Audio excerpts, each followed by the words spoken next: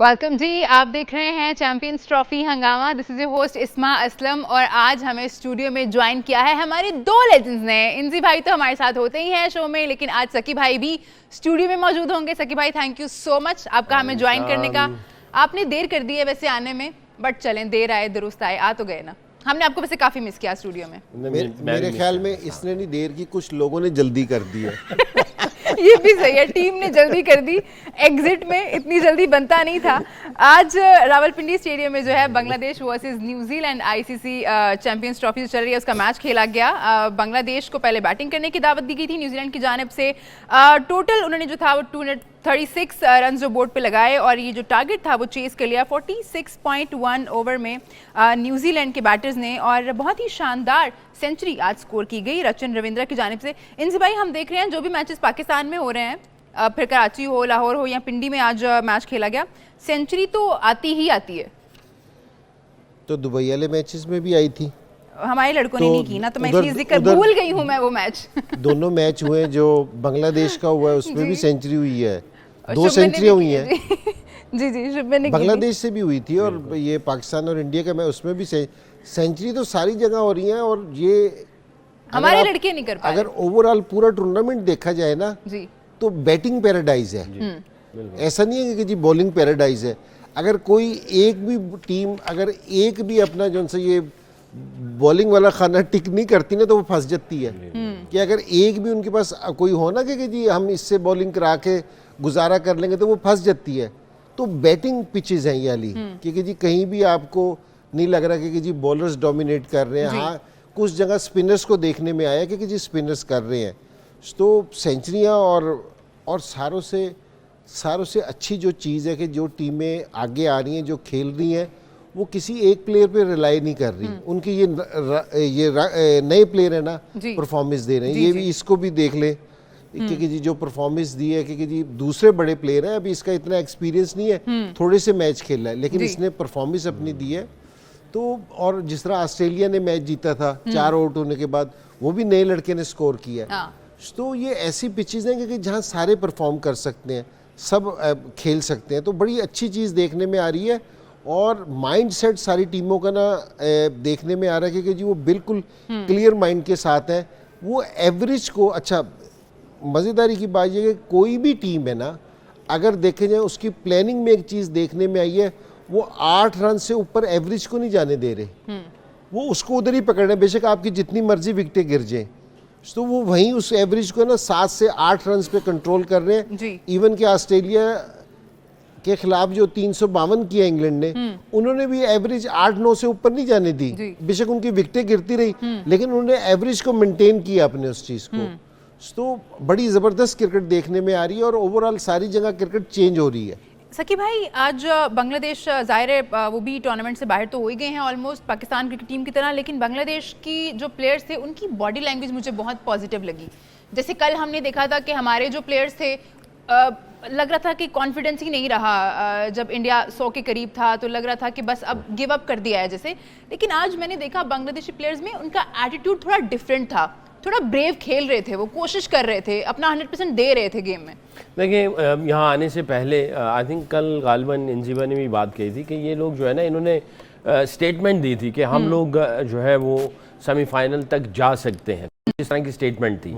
तो I think जाहिर है कोई स्टेटमेंट देता है तो कोई प्रिपेयर्ड होकर ही आता है, और उसमें जो प्रिपरेशन है, स्किल से पहले माइंडसेट की आ जाती है, उनकी एटीट्यूड की आ जाती है, फिर उनके प्लान्स की क्लैरिटी आ जाती है, और हर किसी को अपनी अपनी स्ट्रेंथ का पता होता है, और अपने जितने भी प्लान्स अपनी स्ट्रेंथ के अंदर ही वो एग्जीक्यूट कर रहे होते हैं। तो अगर आप इनके बॉलर्स को भी देखें, आई थिंक जैसे तस्कीन ने, और मुझे तो राना का जो एटीट्यूड था वो बहुत अच्छा लगा, जिस अंदाज से वो गेंद कर रहा था और जिस अंदाज से उसकी गेंद हो रही थी, लेंथ को बड़ा अच्छा जो है वो कर रहा था। तस्कीन से तो एक्सपेक्ट कर ही सकते थे क्योंकि वो सीनियर बॉलर है और वो हमेशा से चाहे बड़ी टीमें भी आ जाएं, वो अपने प्लान्स को अच्छे तरीके से एग्जीक्यूट करता है। तो बांग्लादेशी जो है ना, जनरली अगर देखा जाए तो वो ठीक है, वो उस तरह आपको नज़र नहीं आ रहे होते कि उनके रिजल्ट्स वैसे नहीं है, बट इन टर्म्स ऑफ जो बेसिक चीज़ें हैं, जो उनके एट्रीब्यूट्स हैं, ग्राउंड के अंदर उतरना, टीम का जो है वो फाइट करना। जैसे मैंने कल भी कहा था कि ये एक ऐसी टीम है जब इनको मौका मिलता है ना तो सारे इकट्ठे हो जाते हैं और सारे इकट्ठे होकर जो है ना वो अटैक करते हैं और कोशिश करते हैं कि ये जो हाथ में कंट्रोल आया वो उसको खोने ना दें। तो आपको ज़रूर जो ऑपोजिशन है उसको ज़रूर कुछ ना कुछ एक्स्ट्रा करना पड़ता है। तो कुछ ऐसे ग्लिम्स नज़र आए इस मैच में भी कि अगर कोई विकेट मिली है या कुछ ऐसा है तो पूरी की पूरी टीम जो है वो आके जो है वो अटैक करना शुरू कर देती है। भाई अगर हम इकोनॉमी देखें, जो बांग्लादेशी बॉलर जैसे कि भाई बात कर रहे हैं कि तस्कीन से तो आप एक्सपेक्ट कर ही सकते हैं कि वो अच्छा करेगा ही करेगा, लेकिन हम नाहीद को देखें, उनकी इकोनॉमी भी बहुत शानदार है। मतलब ये जो मैं देख रही हूँ स्कोर कार्ड, तो मुझे अपने जो बॉलर उनकी याद आ रही है कि हमारे प्रीमियर बॉलर जो हैं वो किस तरह से कर रहे हैं, अपनी ही कंडीशंस हैं, अपना ही घर है, लेकिन फिर जो बाहर से लोग आ रहे हैं जिनकी कंडीशंस अपनी नहीं हैं वो इतना अच्छा कैसे कर रहे हैं। तो फिर डिफरेंस क्या लगता है आपको, कहाँ डिफरेंस लगता है कि इतना और डिफरेंस कोई कम भी नहीं है, बहुत ज़्यादा है। हमारे बॉलर अगर 80 कंसीड कर रहे हैं तो बाकी हम देखें तो वो 40 कर रहे हैं। देखिए अगर इनकी भी बॉलिंग की देखी जाए तो ये 4 और 5 रन के अंदर हैं फास्ट बॉलर्स, और हमारे जो फास्ट बॉलर्स हैं ना वो 8 और 9 के बीच में जा रहे हैं। तो मुझे समझ नहीं आ रही कि ये किस तरह की बॉलिंग कर रहे हैं, क्योंकि ये क्या इम्प्रूवमेंट आ रही है या ये क्या प्लान लेके आते हैं किस चीज़ का। और अभी मैं और सकलैन भी बीच में बात कर रहे थे कि अगर आप पिछले 5 मैचों की बॉलिंग उठा के देखें ना, जो मार पड़ने का स्टाइल है वो एक ही तरह का है, एक ही एरिया में मार पड़ी जा रही है, ठीक है ना। बास टाइम है ना, कोई बैट्समैन खेल रहा होता है ना, वो 2-3 इनिंग्सों में आउट हो जाता है। एक दफ़ा पॉइंट पे कैच हुआ, एक दफ़ा मिड विकेट पे कैच हो गया, एक दफ़ा स्लिप लग गई, तो हम उसको कुछ और समझते हैं। अगर तीनों दफ़ा स्लिप में आउट हो ना, हम कहते हैं कि इसकी टेक्निक में फॉल्ट है। अगर आप एक ही तरह मार खाए जा रहे हैं, एक ही तरीके से आपको हो रही है, तो इसका मतलब है कि जी आप बिल्कुल सोच ही नहीं रहे, आप अपना दिमाग ही नहीं लगा रहे किस चीज़ को।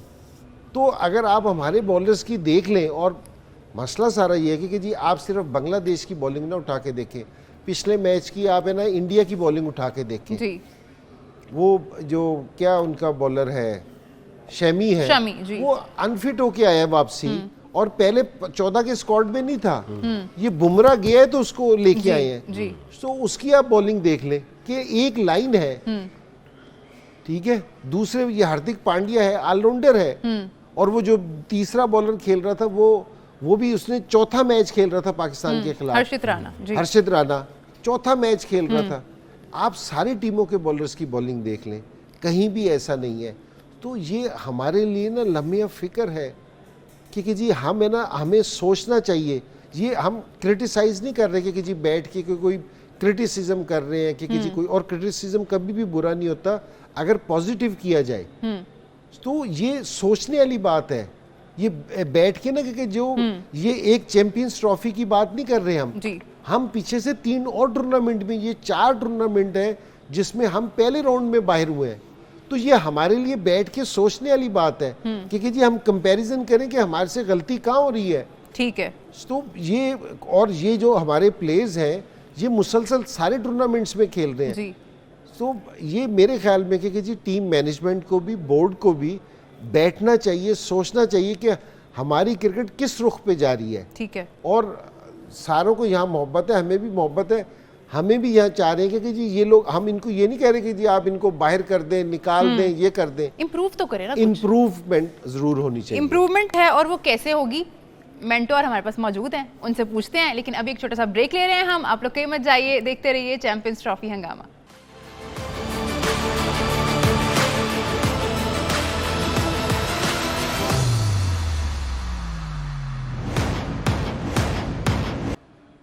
वेलकम बैक, आप देख रहे हैं चैंपियंस ट्रॉफी हंगामा। ब्रेक पे जाने से पहले हम बात कर रहे थे पाकिस्तान क्रिकेट टीम की बॉलिंग लाइनअप पे, क्योंकि एक टाइम था जब हम समझते थे, मानते थे और देखा भी जाता था कि हमारे बॉलर्स जो हैं वो बहुत अच्छा कर रहे हैं।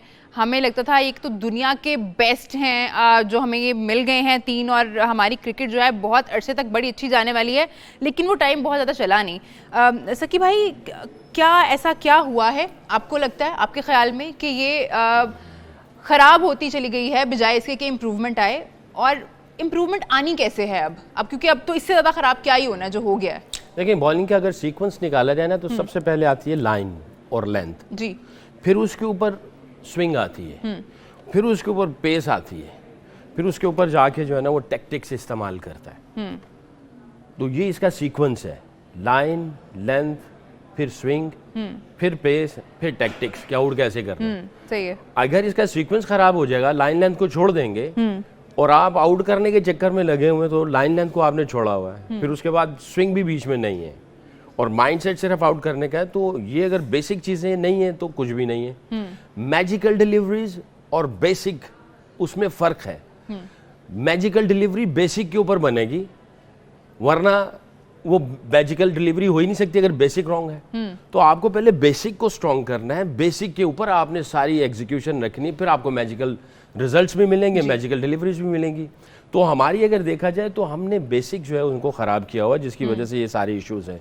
और दूसरों के अगर आप देखेंगे तो दूसरों के आपको बेसिक्स इतने स्ट्रॉन्ग नज़र आएंगे, लाइन, लेंथ, उसी के ऊपर स्विंग है, सीम है, पेस है, टर्न है, बाउंस है, सब कुछ है।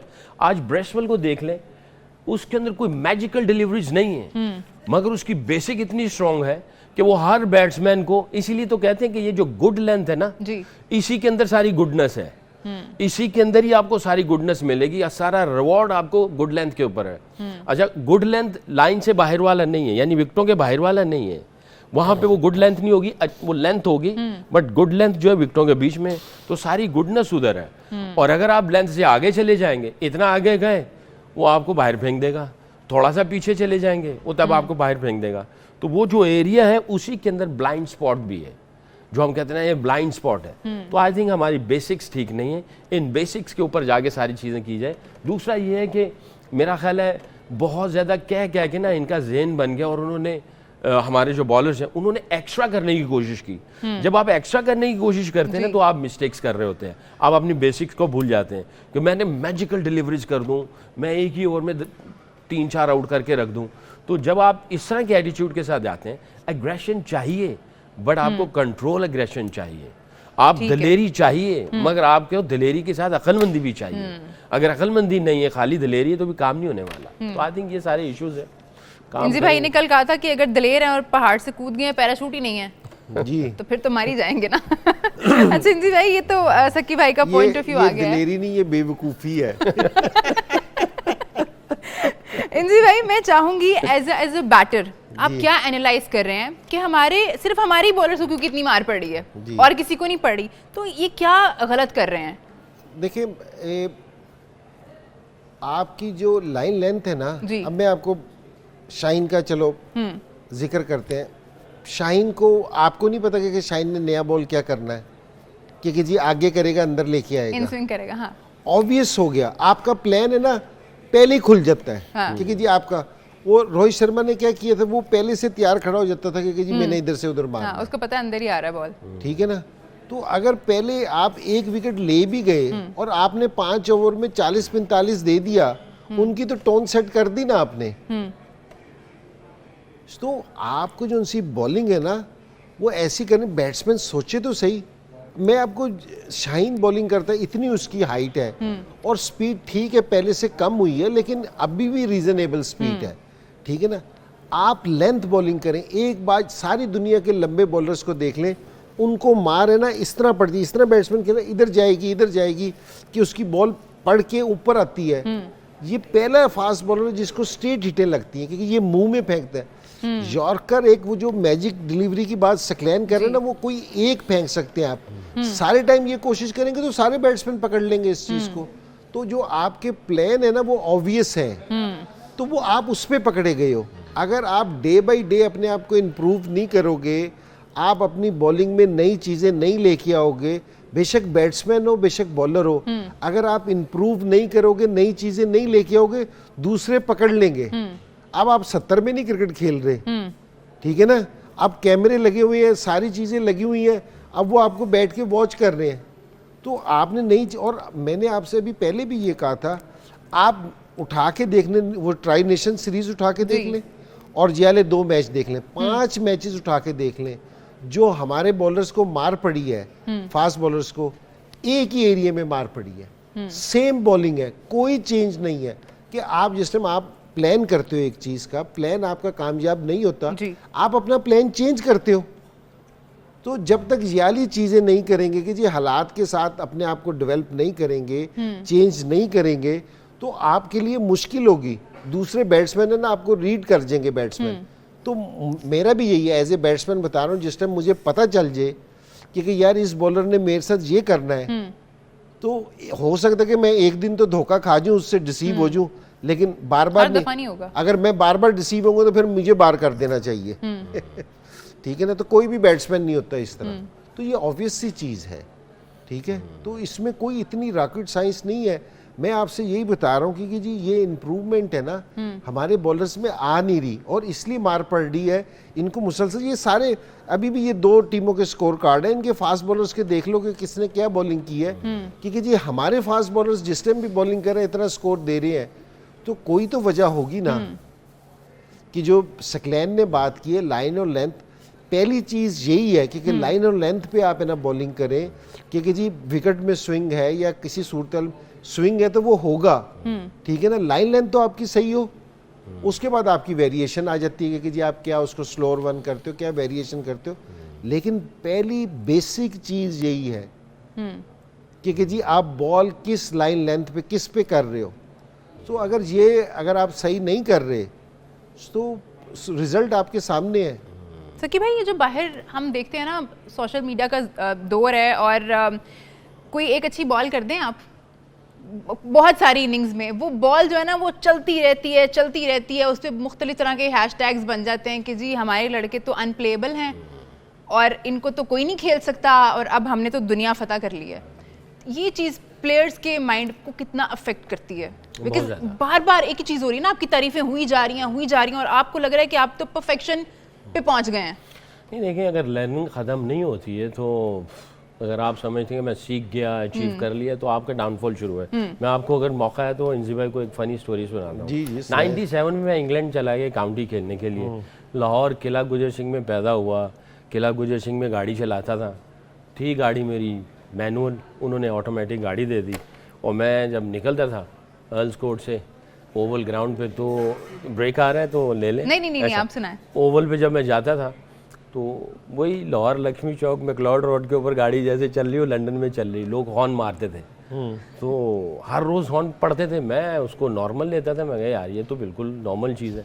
एलेक्स स्टीवर्ट एक दिन मेरे पीछे आ रहा है और मैं तीनों लाइनों में गाड़ी चला रहा हूँ, और जनाब जहाँ से मर्जी कट मारूँ और निकल जाऊँ, और मैं ग्राउंड में पहुँच गया। उसने आके मुझे समझाया तुझे तो हॉर्न मार रहे थे। मैंने तो क्या हुआ, ये तो नॉर्मल बात है। कहते हैं नहीं, ये गालियाँ दे रहे हैं। मैंने कहा अच्छा।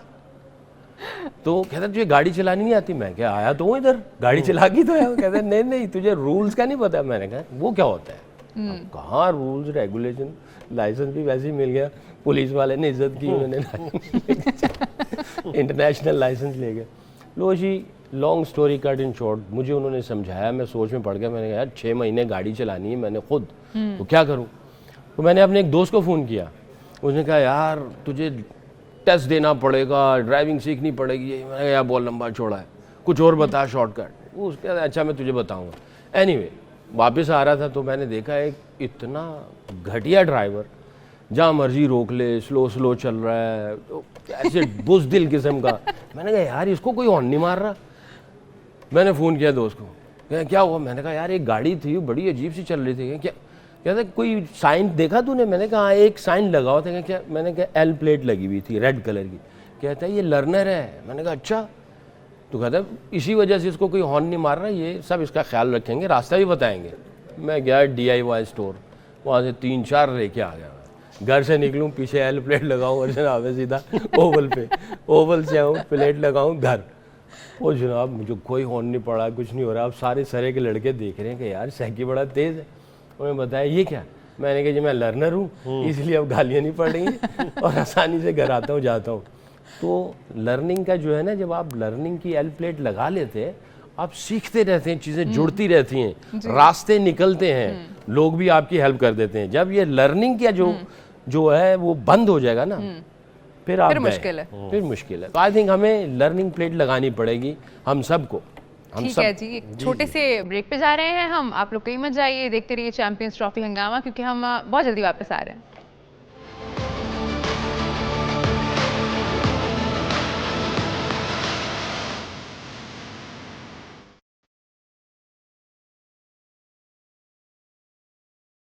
Welcome back. आप देख रहे हैं चैंपियंस ट्रॉफी हंगामा। ब्रेक के बाद हम वापस आ चुके हैं। ब्रेक पे जाने से पहले हम बात कर रहे थे कि लर्निंग का प्रोसेस जो है वो कितना ज़रूरी है। इस बात पे काफ़ी मीम भी बनी है बिकॉज रिजवान ने भी ऐसा कह दिया था।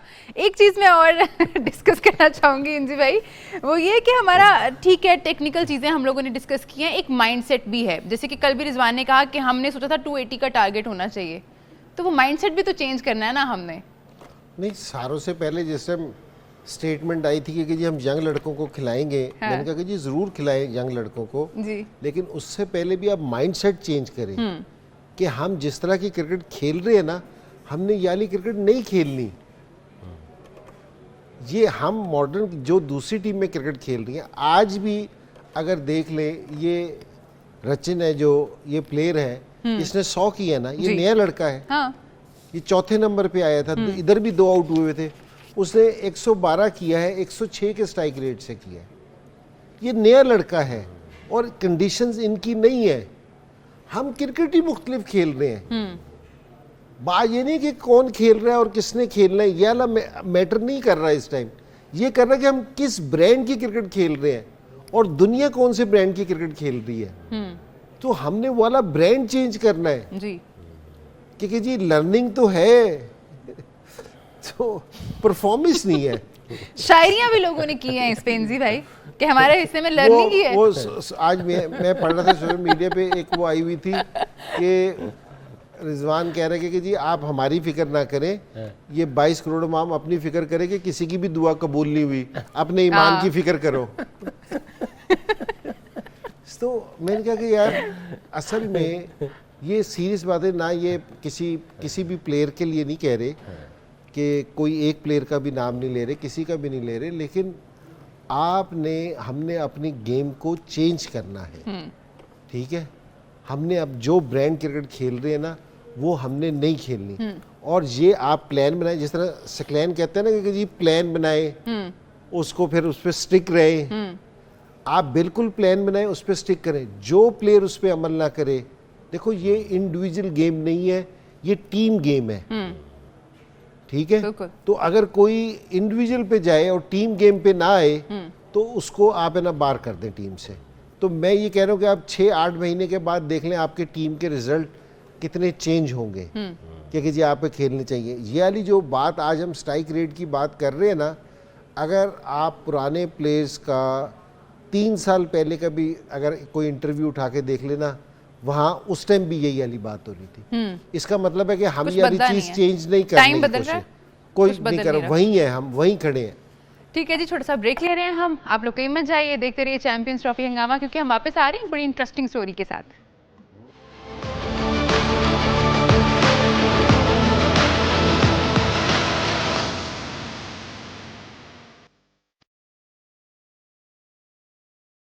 Welcome back. आप देख रहे हैं चैंपियंस ट्रॉफी हंगामा। हम लोगों ने आज प्रोग्राम में काफ़ी बात की है, हमारे बॉलर्स किस तरह से परफॉर्म नहीं कर पा रहे हैं।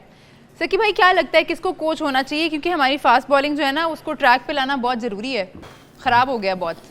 मेरा हाल है वसीम भाई और शुएब अख्तर, इनको जिम्मेदारी देनी चाहिए। काफ़ी गुस्से में भी हैं वो। हाँ, और जिम्मेदारी इनको निभानी चाहिए। जाहिर मुहब्बे वतन है, दुख है, और जो है वो जिस अंदाज से, हाँ उनसे बेहतर और कौन हो सकता है, जो कि जाहिर है दुनिया मानती है। सही नहीं, आप अग्री नहीं करते? नहीं, मैं बिल्कुल एग्री करता अच्छा। हूं। मैं डिसएग्री किस तरह कर सकता हूं? लेजेंड्स हमारे, और उनसे बेहतर तो कोई है भी नहीं ना पूरी दुनिया में। आप देख लें कोई है ही नहीं। देनी चाहिए, तो फिर जिम्मेदारी लेनी चाहिए ताकि हमारी क्रिकेट तो बेहतर हो ना। बिल्कुल। इंजी भाई, एक तस्वीर है जो सोशल मीडिया पे काफ़ी चलती रहती है, दिखा सके अगर हम लोग, हमारे प्रोड्यूसर अगर दिखाएं अगर स्क्रीन पे ये तस्वीर जी, क्या स्टोरी है इसके पीछे? ये मेरा बेटा है बड़ा, इब्तिसाम, ये 5-6 साल का था और अब माशाल्लाह इसकी शादी हो गई है। माशाल्लाह। तो अभी पिछले दिनों इसकी शादी हुई है। तो ये जिस टाइम इंडिया आई थी ना 2004-5 में, तो मैचेस हो रहे थे हमारे, तो ये मेरे पास आया कि बाबा मैंने सचिन से मिलना है। छोटा सा होता था। मैंने कहा क्यों? कह रहे कि जी मेरा पसंदीदा प्लेयर है ना सचिन तेंदुलकर है। अच्छा, घर में नहीं? मैंने कहा मैं नहीं हूँ। कह रहे नहीं बाबा सचिन तेंदुलकर है। मैंने कहा अच्छा। तो मैं फिर इसको ना, प्रैक्टिस हमारी ख़त्म हुई थी तो मैं इसको स्पेशली घर से ना, फिर इंडियंस की प्रैक्टिस है ना शाम को थी, तो मैं फिर लेके गया सचिन के पास। तो फिर सचिन इसके साथ है ना थोड़ी देर खेलता भी रहा कि जी इसके साथ है ना, तो वो उसको भी बड़ी हैरानगी हुई कि यार ये दूसरी टीम का कप्तान है, ये अपने बेटे को लेके आया है, तो कि जी ये पसंद है। तो अच्छा है कि जी बच्चों को ये कोई, मैं इस चीज़ को ऐसा नहीं समझता कि जी अगर बच्चों को मेरे ख्याल में ये होना चाहिए था, और बड़ी अच्छा हुआ कि जी सचिन का रिस्पांस भी बड़ा ज़बरदस्त था क्योंकि वो मिला था, उसके साथ खेला, बातें शातें की, तो बड़ा अच्छा था। अगर वैसे भी इंजी भाई सचिन को सुने या सहवाग को सुने, तो वो आप एक वाहिद ऐसे बैट्समैन हैं पाकिस्तान के जिनके बारे में बहुत हाईली बात करते हैं, आपकी स्किल्स के बारे में, आपके कैरेक्टर के बारे में। सो अच्छा लगता है सुन के हमें। नहीं, अच्छी बात है कि जी अगर जो जिनके साथ आप खेले हुए हो अगर वो आपके मतलब अच्छा सोचते हैं, अच्छे रिमार्क्स देते हैं, तो ये अच्छी बात है कि मैं कभी मैं खुद भी सुनता हूँ तो मुझे अच्छा लगता है कि ये वाली बात तो अच्छी है। और क्या कह सकता हूँ इसमें। आई थिंक ये वरिंदर सहवाग ने अभी जो कमेंट्स दिया, उसने कहा कि एशिया में अगर सबसे बड़ा कोई प्लेयर था जी, जो जिसने मिडिल ऑर्डर का, तो वो जो पूरी दुनिया को नाको चने चबवाए, और जब तक वो है आप सही तरह से सांस नहीं ले सकते, तो इंजी भाई का नाम लिया। आई थिंक ये प्राउड मूवमेंट ना सिर्फ इनके लिए, पूरी नेशन के लिए, पाकिस्तान के लिए, और मेरा ख्याल है यंगस्टर्स को जो है ऐसे कमेंट सुनने चाहिए और फिर उसके बाद इनके नॉक देखने चाहिए, इनिंग्स देखनी चाहिए। और मैं ये समझता हूँ कि अभी मैं न्यूजीलैंड के साथ है इंजी भाई, और न्यूजीलैंड का मैं वाइस असिस्टेंट कोच और कंसल्टेंट था। तो एक बंदा मेरी इससे मुलाकात हुई, तो मैंने उससे हेलो हाई किया, मैंने कहा यार तुम स्टाफ में तो नज़र नहीं आते मगर तुम साथ चल रहे हो, अपना इंट्रोडक्शन करवाओ। उसने कहा है कि हमारा छोटा सा मुल्क है, हमारे पास हम ये जो खिलाड़ी हैं ये हमारे हीरोज़ हैं, तो हम उसको एक डिफरेंट एंगल से इनकी हेल्प कर रहे होते हैं कि ये हीरोज़ हम अपनी नेशन के लिए उनको बताएं ये आपके हीरोज़ हैं, तो उनको देख के हमारी नेशन जो है वो उठे। तो इनके कैरेक्टर को हम देख रहे हैं, इन हीरोज़ को कैसे एग्जाम्पल बना के रखें अपने मुल्क के लिए, फिर इनको बुलाते हैं। तो जैसे वरिंदर सहवाग ने कहा, इसी तरह और दुनिया कहती है, तो हमारे जो हीरोज़ हैं इन हीरोज़ को इस्तेमाल करना चाहिए नेशन का करैक्टर बिल्डअप करने के लिए, नेशन को उठाने के लिए, उनको बताने के लिए कि अचीवमेंट्स कैसे ली जाती हैं, माइंडसेट क्या होता है, लाइफ को किस तरह सीरियस तरीके से लिया जाता है, how to become successful in your life, how to set your vision and goal, और उसको जो है वो अचीव कैसे करना है। अप्स एंड डाउन्स जब आएंगे उस वक्त आपका कैरेक्टर क्या होगा, रेजिलियंस क्या चीज़ है, आपको बात करके मिल सकती हैं। तो आई थिंक गवर्नमेंट को चाहिए कि ऐसे लोगों की सर्विसेज को लें, कॉलेज यूनिवर्सिटीज़ में जाके, और ये हमारे यूथ जो है कल को पाकिस्तान का फ्यूचर है, तो जिन्होंने अचीव किया हुआ है इनको इस्तेमाल करना चाहिए। सकी भाई आप दोनों ही हमारे लेजेंड्स हैं, और बहुत प्राउड फील होता है जब हम आपकी अचीवमेंट्स को देखते हैं, इंजी भाई की अचीवमेंट को, आपकी अचीवमेंट को। और मुझे लगता है कि यंगस्टर्स को वही बात है कि आप जैसे ही लोगों को उनको देखना चाहिए, और उनके जो मेंटोर्स हैं वो आप दोनों ही होने चाहिए। प्रोग्राम का वक्त जो है वो ख़त्म हो गया है। आप दोनों का बहुत शुक्रिया प्रोग्राम में हमें ज्वाइन करने का, आप लोगों का भी बहुत शुक्रिया। आपसे हमारी मुलाकात होगी कल दोपहर 1 बजे। अपना बहुत ख्याल रखिए, देखते रहिए city news network. Thank you, बहुत शुक्रिया।